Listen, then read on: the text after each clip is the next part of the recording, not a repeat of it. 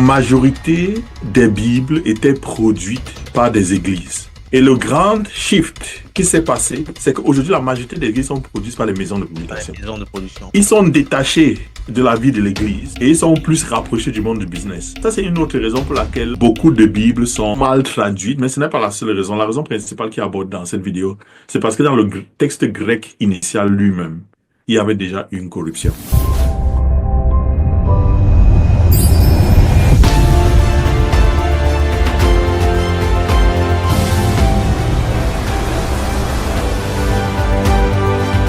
Dire que cette brebis peut encore se perdre, c'est en fait dire beaucoup sur la capacité du berger. Pourquoi tu t'abonnes pas? Pourquoi tu partages pas? S'il te plaît. Avant de passer, clique sur la cloche. Clique d'abord sur la cloche. Voilà. Maintenant, abonne-toi et aussi partage. N'oublie pas aussi de commenter. Ça donne la force. Que Dieu te bénisse. Shalom. Aujourd'hui, nous aimerons, n'est-ce pas, partager avec vous, voilà, sur un passage, sur un verset qui trouble vraiment. Il s'agit du passage de 1 Pierre 2 au verset 2. Nous allons le lire ensemble. Pourquoi? Parce que il prête à confusion. Nous avons des frères et des sœurs ou des chrétiens qui, n'est-ce pas, à la lecture de ce passage, interpréteraient ou comprendraient que le chrétien pourrait vraiment perdre son salut. Bon, je m'en vais ici lire ce passage, mais avant, j'aimerais d'abord saluer notre invité, Pasteur Patrick. Merci d'être là, encore une fois de plus aujourd'hui. Et Et bonsoir. voilà, tu vas nous éclairer encore là-dessus, par la grâce de Dieu. Mais avant, n'est-ce pas, de te passer la parole, j'aimerais lire, parce que c'est bien de lire. Donc, 1 Pierre 2, verset 2, nous allons faire ça ensemble. Qu'est-ce que la Bible dit? Alors, je zoome un peu ici. Je marque. Alors, voilà ce qu'il est écrit. Comme des enfants nouveau-nés, désirez le lait spirituel et pur, afin qu'en le buvant, vous grandissiez et parveniez au salut. Au salut. Alors, comment comprendre ce passage? Est-ce que ceux qui n'ont pas le lait spirituel et pur n'obtiendront donc pas de salut? C'est la question qu'on se pose. Alors oui, il y a effectivement des chrétiens qui pensent que c'est le cas. Pasteur Patrick, quel est ton avis, n'est-ce pas, sur ce passage? Ok, tout d'abord, bonsoir, une fois de plus. Et effectivement, ce passage, tel qu'on le lit, c'est une lettre écrite aux, aux chrétiens. Et si on va, en fait, au début du passage, et quand je dis du début, je parle du premier chapitre, au verset 1. Je vais lire pour nous ici. Il dit, ah, de la part de Pierre, apôtre de Jésus-Christ, à ceux que Dieu a choisis et qui vivent en exilé, dispersés dans les provinces. Et verset 2 dit que Dieu le Père vous a choisi conformément au plan qu'il a établi d'avance. Il vous a mis à part grâce à l'Esprit Saint pour que vous obéissiez à Jésus-Christ, que vous soyez purifiés. Et donc, c'est une lettre écrite aux chrétiens, à ceux qui sont enfants de Dieu, et il dit que désirez le lait afin que vous grandissiez et parveniez au salut. Et justement, ce passage dit spécifiquement que le salut, c'est quelque chose qu'on n'a pas encore, mais qu'il faut qu'on grandisse pour y arriver. Et présente le salut comme quelque chose de progressif. Et, mais le problème de ce passage, c'est qu'en fait, ce passage vient d'une version corrompue du grec. Ça veut dire que cette Bible, ici, ça c'est la version français courant, cette Bible a été traduite d'une version grecque corrompue, une version grecque falsifiée et un mauvais manuscrit de la Bible. Et c'est pour cela que il est exprimé ainsi. Et donc, il y a quelques années, j'ai publié une vidéo, des articles et des vidéos sur le thème. Et je crois que ce serait l'occasion de comprendre, en fait, euh, pourquoi il y a des différences de versets dans la Bible. Et puis après, on peut comparer ce verset, par exemple, avec ce qu'on a dans les Bibles qui viennent des bons manuscrits de la Bible, les Bibles authentiques, pour voir ce que le passage dit réellement et non ce qu'il dit ici dans cette version euh, qui n'est pas fiable. Ok. Donc, nous allons regarder ensemble hein, cette vidéo. Moi aussi, je vais la découvrir pour la toute première fois. Donc, on va commenter ça. En tout cas, je vais commenter cela chaud. Et sentez-vous, voilà, installez-vous bien et que, voilà, par la grâce de Dieu, nous serons tous édifiés. L'enfer existe-t-il? Un couple ami à moi, il y a quelques années, vivait à Paris et ils ont joint une église. Et après quelques temps dans cette église, ils se sont rendus compte que l'église ne prêchait pas l'évangile, que l'église, le pasteur, n'annonçait pas l'évangile, la bonne nouvelle que Jésus-Christ est mort à la croix pour les péchés de l'humanité et qu'il invite les péchés à se repentir et à se tourner vers lui pour avoir la vie éternelle. Et quand ils ont abordé le pasteur sur cette question, pourquoi est-ce que notre Église, pourquoi est-ce que cette Église ne sait pas de gagner les âmes perdues à Christ? Hmm, Le pasteur leur a répondu qu'il ne voyait pas la raison pour laquelle c'était nécessaire. L'homme lui a donc posé la question. hmm, Il est nécessaire que nous prêchions l'Évangile, a-t-il dit, car l'enfer est réel et ceux qui meurent sans Christ vont en enfer. Et c'est là qu'ils ont reçu le choc de leur vie. Le pasteur leur a dit que l'enfer n'existe pas. Et ils étaient complètement, totalement surpris. Et ils ont dit au pasteur, mais comment, toute notre vie, nous avons parlé de l'enfer, l'enfer est dans la Bible. Le pasteur a dit que non, non, non, l'enfer n'existe pas, il n'y a pas d'enfer dans la Bible.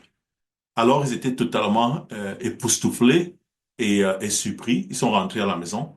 Et à leur grande surprise, ils se sont rendus que dans leur Bible, le mot enfer n'existe pas. D'où vient donc le mot enfer?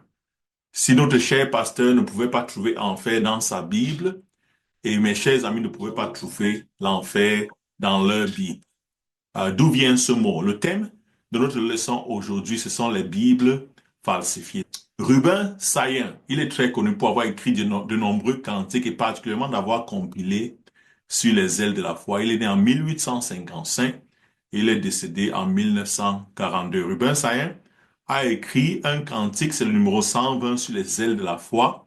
Et le titre de ce cantique, c'est Tu sors, tu dors dans ce tombeau, Jésus est ressuscité. Dans ce cantique, il parle de l'enfer. Dans ce cantique, il utilise le mot enfer. Et le refrain dit, Jésus est ressuscité pour toujours, l'enfer est dompté. Comme lui, tous les fils du Père s'envoleront dans la lumière. Gloire à Dieu, alléluia, gloire à Dieu. Et donc, ce vieux cantique qui date du 19e siècle a ces paroles, pour toujours, l'enfer est dompté. Où est-ce que Rubin Sayen a trouvé le mot enfer? Vous avez certainement déjà entendu le symbole des apôtres. Il commence ainsi, je crois en Dieu, le Père Tout-Puissant, Créateur des cieux et de la terre. Le symbole des apôtres a plus de 1000 ans d'âge. Plus de 1000 ans d'âge. Et une section de ce symbole des apôtres dit, en parlant de Jésus-Christ, car il a souffert sous Ponce Pilate, il a été crucifié, il est mort et a été enseveli, il est descendu aux enfers. Où est-ce qu'ils ont trouvé le mot enfer pour le mettre dans leur profession de foi? Puisque, apparemment, cela ne se trouvait pas dans la Bible de notre cher pasteur de Paris, et cela ne se trouvait non plus dans la Bible de mes amis. Où est-ce que Rubin Saillet a trouvé le mot enfer en composant ce merveilleux cantique? Où est-ce que ces églises ont trouvé le mot enfer en constituant leur profession de foi? D'où vient donc ce mot? Dans Luc au chapitre 10 et verset 15 et dans Luc 16 au verset 23. Ce sont les deux passages dans le livre de Luc que je vais citer aujourd'hui. Et il n'y a que ces deux passages dans le livre de Luc qui contiennent un mot que je voudrais vous montrer aujourd'hui. Dans la version de ma Bible, c'est la Bible française que j'ai entre les mains, elle dit en Luc 10 au verset 15, et toi, Capernaum, qui a été enlevé jusqu'au ciel, tu seras abaissé jusqu'en enfer. hmm. Et donc, dans ma version de Bible, j'ai bien le mot enfer dans Luc 10 au chapitre 15. Et dans Luc au chapitre 16, verset 23, l'Écriture nous dit, et étant en enfer, en parlant de Lazare et de l'homme riche, Jésus a raconté cette parabole de l'homme riche et Lazare. Lazare était sauvé. Lazare était un enfant de Dieu. Il avait cru au Messie, mais l'homme riche a vécu toute sa vie sans jamais se repentir. Et Jésus nous dit au verset 23 que étant en enfer, en parlant de l'homme riche, dans les tourments, il leva les yeux et vit de loin Abraham et Lazare dans son sein. Et ces deux versets qui parlent de l'enfer dans le livre de Luc sont les seuls versets dans le livre de Luc qui ont le mot enfer. Mais nos amis n'avaient pas l'enfer dans leur Bible. À la fin de ce message, je t'en dirai davantage sur la version de la Bible que j'utilise. Le mot enfer n'existe pas dans la Louis II 1910. Le mot enfer ne se trouve pas non plus dans le français courant. Le mot enfer ne se trouve pas dans la Bible Semeur. Et dans la majorité et la plupart des Bibles modernes, le mot enfer n'existe plus. Le mot enfer Wow. a disparu. C'est quelque chose que je n'avais pas Qu'est-ce vu, qui hein. se passe? Qu'est-ce qui se passe? Hmm. Dans 2 Corinthiens au chapitre 2, verset 17, 2 Corinthiens au chapitre 2, verset 17, le Saint-Esprit nous dit par l'apôtre Paul, car nous ne falsifions point la parole de Dieu, comme beaucoup le font, mais nous parlons avec sincérité, comme de la part de Dieu, devant Dieu en Christ. Et donc l'apôtre Paul nous rend ce témoignage par le Saint-Esprit, qu'au premier siècle avant Jésus-Christ, moins de 30 ans après la mort de notre Sauveur Jésus-Christ, il y avait déjà des individus, des messagers de Satan qui falsifiaient la parole de Dieu. Si bien que l'apôtre Paul devait dire aux chrétiens de Corinthe, nous ne falsifions pas la parole de Dieu comme beaucoup le font. Point changé. Hmm. Ils falsifient toujours la parole de Dieu. Il y a des milliers de passages, comme ces deux passages, qui ont été falsifiés. Les versets qui parlent de l'enfer ont été falsifiés. Les versets qui parlent de la divinité de Christ ont été falsifiés. Les versets qui parlent de la Trinité ont été falsifiés. Les versets qui parlent de la foi ont été falsifiés. Prends ta Bible que tu as à la maison. Fais une pause sur cette vidéo et prends ta Bible. Pas ton téléphone. Pas ton téléphone, je t'en prie, parce que le téléphone peut être manipulé facilement sur les bases de données. Mais je voudrais que tu prennes ta Bible que tu as à la maison et que tu lises ces versets dans ta Bible. Luc 10 au verset 15. Luc, Bon, on va faire ça, 10 verset 15, mon frère. Luc 10, verset 15. Parce que là, devant moi, j'ai la version, justement, Bible français courant. Luc 10, d'accord. Luc 10, bon, j'ai pas la Bible en papier, hein. Verset 15, mais je pense que c'est pareil. Bon, j'ai pas la Bible en tout cas en papier. Donc voilà, 10 verset 15. Alors qu'est-ce qu'il est écrit ici? Il dit, et toi, Capernaum, crois-tu que tu t'élèveras jusqu'au ciel? Tu seras abaissé jusqu'au monde des morts. Waouh! Bon, je vais changer ça. Je vais voir Semeur.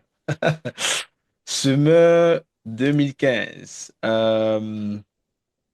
Alors, Luc 10, c'était Luc 10 15 c'est ça, non? Oui, Ouais. oui, exactement. Alors, Luc 10 15 dit dans Semeur 15, dans Semeur, pardon, et toi, Capernaum, crois-tu que tu seras élevé jusqu'au ciel? Non, tu seras précipité au séjour des morts. Waouh! Mhm. Bon, on va continuer. Alors, qu'est-ce que nous avons encore? Je vais un peu regarder Parole de vie. Ça, c'est aussi un truc qui est très récent. Oui, oui. Parole de vie 2017. Voilà, on dit ici au verset 15, et toi, ville de Capernaum, est-ce que Dieu te fera monter jusqu'au ciel? Au contraire, il te fera descendre chez les morts. Voilà. Bon, je crois que c'est assez clair. Mhm. Ok, bon, on Exactement. va continuer à écouter. 16 au verset 3, 23, et voir si tu as le mot enfer dans ces versets.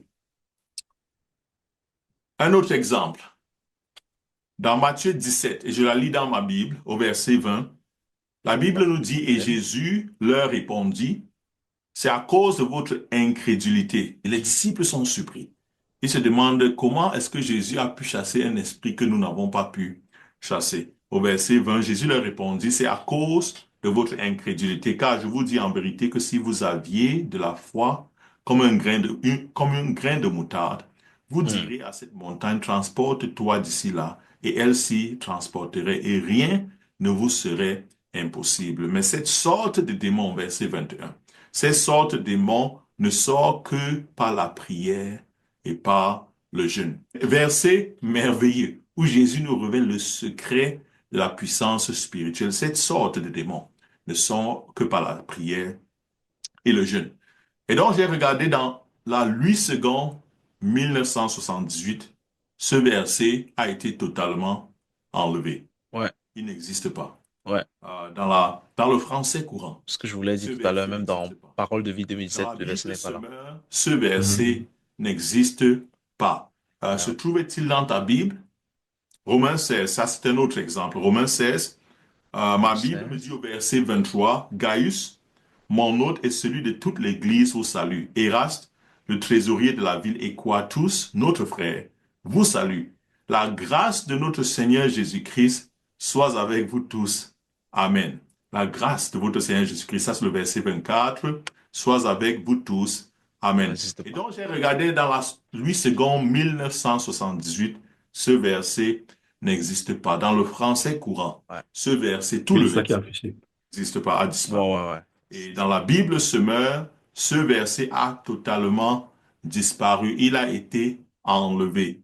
Car Ouais. toutes ces Bibles ont été traduites de manuscrits grecs falsifiés. Les manuscrits utilisés pour la traduction de ces Bibles sont des manuscrits corrompus.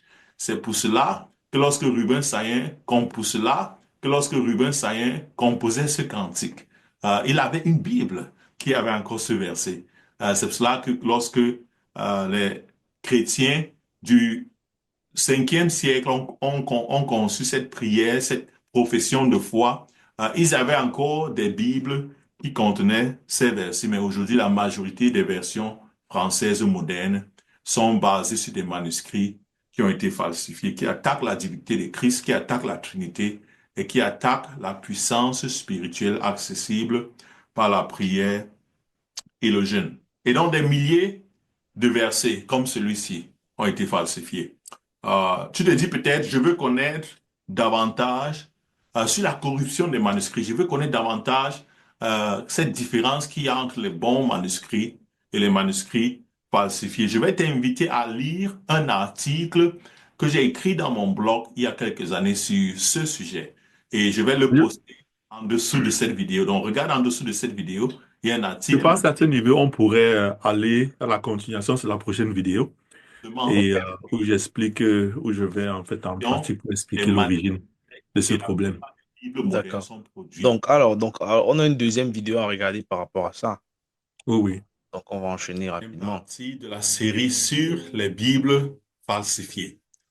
Des milliers C'est de mots ont mystérieusement disparu des Bibles modernes. Jésus a dit, l'homme ne vivra pas de pain seulement, mais de toute parole qui sort de la bouche de Dieu. De toute parole qui sort de la bouche de Dieu. As-tu dans ta Bible toutes ces paroles qui sont sorties de la bouche de Dieu? hmm, ça donne les yeux froids, hein. Ouais. Bonjour. Mhm. Nous allons comparer plusieurs versets entre différentes versions de la Bible. En général, le texte biblique grec que l'Église a utilisé pendant 1800 ans a été abandonné à partir du 19e siècle par la majorité des sociétés bibliques modernes. Mais Wow. Dieu a préservé sa parole. Jésus a dit, le ciel et la terre passeront, mais mes paroles ne passeront point. Hmm. Dieu est fidèle. Et aujourd'hui, les Bibles pures sont trouvables. S'il te plaît, je te recommande de stopper cette vidéo, d'aller chercher ta Bible afin de comparer dans ta Bible tous ces versets que nous allons examiner aujourd'hui. Comme représentant du texte falsifié, nous allons utiliser la 8 secondes 1978. Et comme représentant du texte pur, nous allons utiliser la Osterwald. Il est à noter que la Osterwald a été traduite par un pasteur réformé, un pasteur évangélique, en 1724, alors que la Bible 8 secondes a été publié en 1910 par la Société biblique, Hmm. The Bible Society de Londres. Nous allons utiliser le SIPTOC chrétien pour une comparaison rapide. Notre premier texte sera dans Jean chapitre 6 au verset 47. Dans 8 secondes, nous lisons ceci. En vérité, je vous le dis, celui qui croit a la vie éternelle. Et lorsque je lis ce texte, peut-être lors de ma méditation, je peux me poser la question, bien sûr, en méditant ce texte. Celui qui croit a la vie éternelle. Croire en qui? Croire en quoi? Ce texte, bien sûr, ne nous dit pas en qui nous devons croire pour avoir la vie éternelle. Hmm. Dans la version Osterwald, nous lisons en vérité, je vous le dis, celui qui croit en moi a la vie éternelle. Et donc le Seigneur Jésus a précisé dans ce Hmm. texte qu'il ne s'agit pas seulement de croire, qu'avoir la vie éternelle ne dépend pas simplement de la foi qu'on a, mais ce qui est décisif pour le salut, c'est en qui nous avons la foi. Et cette information se trouve dans ce verset, dans Osterwald, et a complètement disparu de la 8 secondes. Un autre texte que nous allons regarder, c'est Colossiens 1 au chapitre 14. Colossiens 1 au chapitre 14. Et la question qui se pose, c'est comment reçoit-on la vie éternelle? La 8 secondes nous dit par quel moyen Jésus rachète du péché. Par quel moyen Jésus Verset. rachète du péché. Il nous a délivrés du pouvoir des ténèbres et nous a transportés dans le royaume de son Fils bien-aimé, en qui nous avons la rédemption, le pardon des péchés. Nous savons bien que la rédemption, c'est en Christ, et c'est ce que ce verset dit. Et donc le verset nous dit, nous avons la rédemption par le pardon des péchés. Comment obtenons-nous cette rédemption? Qui nous octroie le pardon des péchés? La Ostewald nous dit au verset 14, en qui nous avons la rédemption par son sang, la rémission des péchés. Et donc, dans Hmm. ce verset, Dieu nous a donné une précision. La rédemption, c'est par le sang de Jésus. Et le sang de Jésus a été retiré de la 8 secondes depuis la publication en Wow. 1910. Notre Maintenant, je vais troisième faire une verset pause parce sera... que je vais regarder ça moi maintenant. Je viens de regarder Oui, ça oui, maintenant dans, tout à ah, fait. dans Bible Semeur. Donc, on est dans Colossiens 1, verset 14, Bible Semeur Mhm. 2015. Qu'est-ce qu'on dit ici? Alors, étant unis à lui, nous sommes délivrés car nous avons reçu le pardon des péchés. Incroyable, Voilà, justement. incroyable. On va regarder un Justement. peu Parole de vie 2017, version, voilà. Par ce Fils, nous sommes libérés, nos péchés sont pardonnés. Hmm, hmm. Celui second 1910. Ok, ça c'est ce que tu avais là dans la vidéo. Je vais regarder un peu. Français courant, nouveau français courant. Ce que je vois aussi ici, 2010. Voilà. C'est par lui que nous sommes délivrés du mal et que nos péchés sont pardonnés. Mais c'est incroyable. Voilà, mais la précision du sang. Ouais. Oui, oui, Alors, depuis Osteval là. est clair. Je regarde maintenant Osteval. On dit en qui nous avons la rédemption par son sang, savoir la rémission des péchés. Waouh, c'est clair, c'est précis. C'est clair, c'est précis. Mais, mon frère, j'ai une question. Oui, Parlant oui. de cela, est-ce qu'à côté d'Osterval, pour ceux qui parlent français, il n'y aurait pas aussi d'autres, n'est-ce pas, qui ont traduit par le manuscrit grec, qui, n'est-ce pas, n'est pas corrompu? Est-ce qu'on a d'autres versions en Si, si, si, dehors il de y en a. l'Osterval? Il y en a. Bon, juste immédiatement, là, ça vient par l'esprit. Mais j'ai une copie, par exemple, à la maison d'une autre traduction française aussi, Ok, qui, euh, qui est bien traduite. Donc, il y en a, il y en a. C'est ok. juste que, et j'ai mentionné sur la vidéo, ce qu'on va voir, c'est quoi? C'est que, jusque, disons, il y a de cela 100 ans, disons comme ça. Mhm. La majorité des Bibles étaient produites par des églises ou bien par des pasteurs. Ah, Oui. d'accord. Et le grand shift qui s'est passé, c'est qu'aujourd'hui, la majorité des églises sont produites par les maisons de Dans les publication. maisons de production. OK. Voilà. Donc, ils sont détachés de la vie de l'église et ils sont plus rapprochés du monde du business. Yeah, yeah, yeah, yeah. Voilà. OK, et voici le problème. Euh, pour... Parce que quand on fait le copyright, quand on fait le copyright sur un document, le copyright est valable pour un certain nombre d'années. Mhm, Après ça, ça expire et pour renouveler, ça coûte beaucoup d'argent. mhm, Donc, la plupart des anciennes Bibles, le copyright a déjà expiré. Par exemple, la Osterwald. mhm, Cela veut dire que quoi? Si tu veux, par exemple, produire la Osterwald aujourd'hui, par exemple, notre église, on peut acheter une imprimante mhm, et si on mhm. a accès au texte électronique, on peut se même imprimer. OK. Oui, oui, on n'a pas besoin de payer quelqu'un. Mais quand tu veux utiliser un texte qui a le copyright, tu dois avoir la permission de la personne. Or, pour avoir la permission de la personne généralement te demande de payer, puisque la personne a fourni un travail. Ouais, ouais. Oui, oui, et veut être rémunérée pour son travail. OK, voici la différence. Lorsque donc tu veux, lorsque quelqu'un veut faire de l'argent avec la Bible, Mhm. il ne peut pas faire beaucoup d'argent en prenant une Bible qui n'a plus de copyright. Clair. Ouais, ouais. Parce que, parce que n'importe qui peut produire une Bible pareille. Yeah. Si, par exemple, j'ai décidé de produire une Osterwald aujourd'hui, par exemple, c'est pour ça que je mets le prix à 15 dollars. Et que toi, tu as envie de vivre, tu te rends compte que mais, les coûts de production, c'est 8 dollars. Tu vas acheter une imprimante imprimée dans la tienne. Je vais te dire, il n'y a rien de plus facile. Parce Mhm, que tu n'as pas besoin de permission de personne. Oui, mhm. oui, oui. Tu as seulement besoin du matériel et tu imprimes. OK. Donc, ce qu'ils ont fait, c'est quoi? C'est que pour justement avoir le copyright sur la Bible, sur un document qui est ancien, il faut changer au minimum de verset. Oui, Ah. parce que sinon, on ne te donne pas le copyright. Tu ne peux pas changer juste un mot, on te donne le copyright. C'est pas possible. Yeah, yeah, yeah, yeah, yeah, yeah, yeah. Donc, si tu veux faire de l'argent avec un document qui existe déjà, il Hmm. faut modifier un minimum, un certain pourcentage, pour pouvoir avoir le copyright sur le nouveau matériel, pour qu'on le considère original.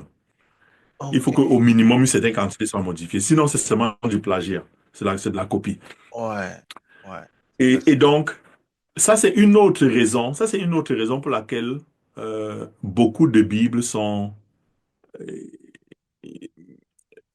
mal traduites, mais ce n'est pas la seule raison. La raison principale qui est abordée dans cette vidéo, c'est parce que dans le texte grec initial lui-même, il y avait déjà une corruption. Donc il y a deux familles.